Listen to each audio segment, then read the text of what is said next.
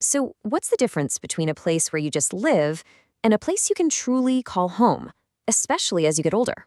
Well, we're going to dive into this really fascinating survey from the town of Deerfield. They went and asked their older residents a simple question: what do you actually need to thrive right here? And let me tell you, their answers say something pretty powerful about what community really means. It really all kicks off with this one number: 89%. That's the percentage of older residents in Deerfield who said it's important for them to stay in their town for as long as they possibly can. Now, this isn't just some casual preference like, yeah, it's nice here. This is a deep, powerful desire to stay put, to stay connected, to stay home. And that shared goal, that wish, it really frames this entire story. It's all about this universal desire for what experts call aging in place. But what does that really mean for the people who are actually living it day to day?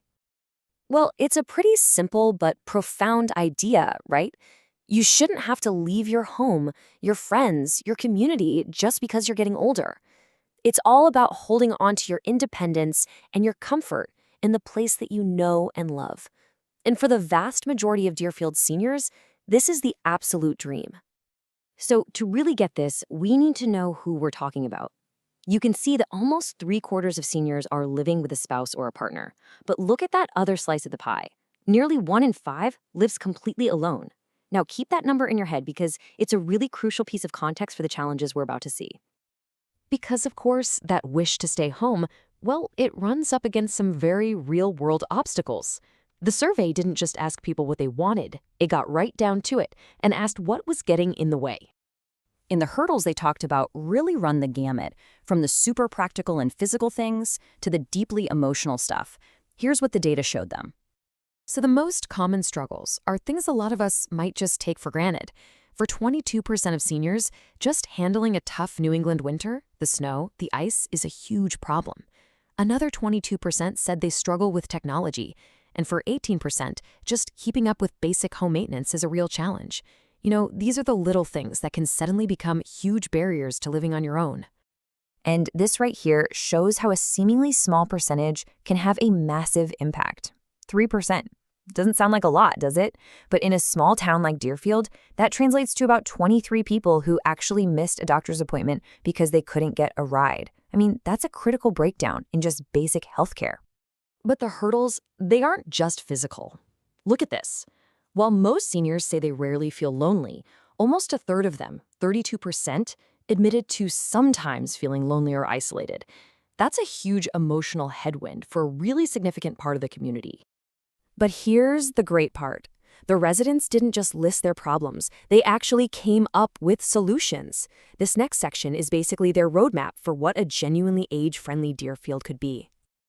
And their wish list is incredibly practical. I mean, look at this. They're asking for a ride service, a central place to gather like a senior center, safer sidewalks to walk around town, and help with those small home repairs we just saw were a problem.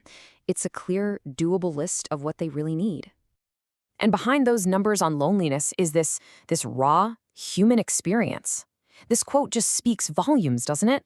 It shows how social circles can shrink and why having organized events isn't just a nice to have. For a lot of people, it's absolutely essential.